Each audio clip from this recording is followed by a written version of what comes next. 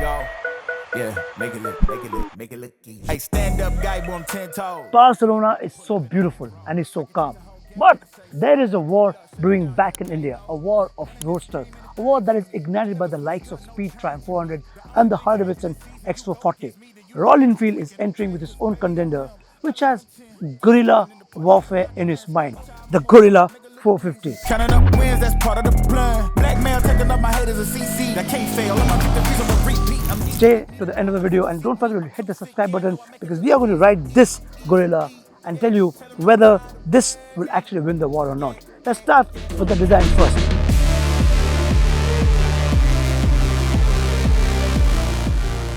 Guerrilla 450 is derived from the Himalayan 450 and it can be seen from the borrowed body panels everywhere. But it does a lot of things differently. For example, look at the stance. It mimics of a proper roadster, isn't it? This is how you sit. Thanks to the 17-inch wheels in this, also gets a smaller fuel tank of 11 liters. The Himalayan has 17 liters. This gets round headlamps. Ari has been really killing it with his all color options. Same with Guerrilla. It gets some very exciting color options to choose from. All in all, in terms of design, this is how it looks like. Drop in the comments what you feel. Do you think this is an one-up over the Triumph, or do you think Guerrilla has done it better? The Guerrilla is available in three variants: analog, dash and flash. The entry-level trim gets a simple digital analog instrument console with an optional navigation tripper board.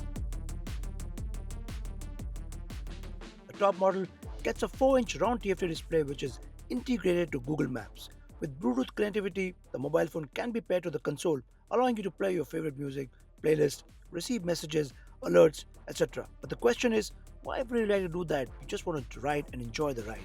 Let's talk about the engine. The Sherpa 450 that we loved in the Himalayan has found itself in the Guerrilla. This is the second motorcycle based on the same platform. Even I'm inquisitive and it will be very interesting to see how does the Sherpa perform when it has a lot less weight to lug around.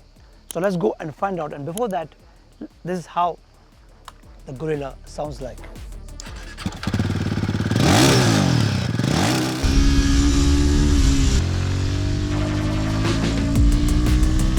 To say that this review won't be a little biased would be actually wrong because of the surreal roads of Barcelona. The winding sections became the perfect playground to test the ammunition that this Guerrilla is bringing to the warfare. The Sherpa 450 engine has been slightly tuned for the Guerrilla, and even the sprocketing is a little different because the Guerrilla runs with a 45 teeth rear sprocket. The Himalayan struggles a bit at the lower end of the rev range, and that trait is sort of present here in the Guerrilla as well. However, a strong surge of performance makes this Guerrilla hop forward right from crossing the 3000 RPM mark. The low end grunt even better than the Himalayan, but honestly it could have been even more pronounced. That being said, the engine's linearity has been carried over. The Guerrilla is a sprattingly performer which keeps on getting happier as you give it the beans. After 3000 RPM, there is no coming back because this Sherpa is willing to climb every summit. If the refinement was a little better, it could have made the Guerrilla even more fun. Even in its current tune, the Guerrilla can comfortably sit at 130-140 kph all day long. But since it is going to tackle urban jungle most of its life, more grunt low down would have made it a hoot to ride. The gear shifts are smooth and precise, and even the clutch action is light. So it definitely adds to the overall experience. What also adds to it is the raspy exhaust note and the growling engine. So fun.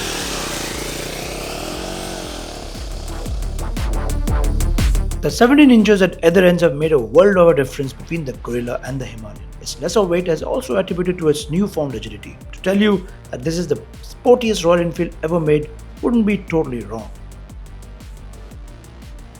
You might think that the telescopic forks at the front are a big downgrade, but they aren't so actually. Enter Showa, Royal Enfield suspension partner lately, and they have delivered once again. Because not only the Guerrilla absorbs adulations well, but also inspires confidence to belt it around corners. However, the rear monoshock could have offered more suppleness. It reminded us of the setup of the Hunter, which was again set up on the stiffer side.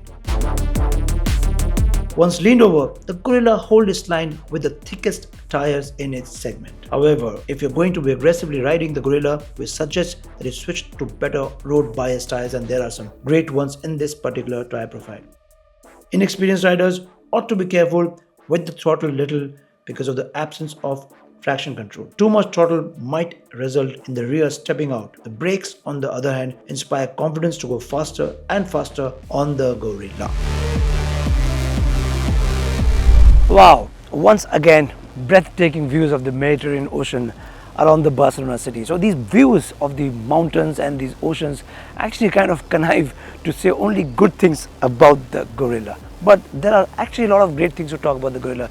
You saw the way it rides, When I was coming down the winding roads, it was a breeze. It was just like the life goes on and on, because the telescopic folks actually do justice to it. It's not at all bad. It's a very able handler. In fact, what RE has done, they've given you a bazooka in a small canister, which means that the Himalayan 450 with less weight and with this thick tires actually gives you a very good sense of grip, because even on braking point, it was doing justice to it. Back a lot of corners when you were moving around, when you had to apply the sudden brakes, it actually did justice to you, gave you a lot of confidence. Now, it all depends on this price which you see down below. To say that the pricing is competitive wouldn't be wrong, because it sits right in the middle of the Speed 400 and Scrambler 400X. The Guerrilla provides a different flavor of motorcycling, and that calls for a comparison between its rivals. Something that we already bring back home. I'll see you in the next one.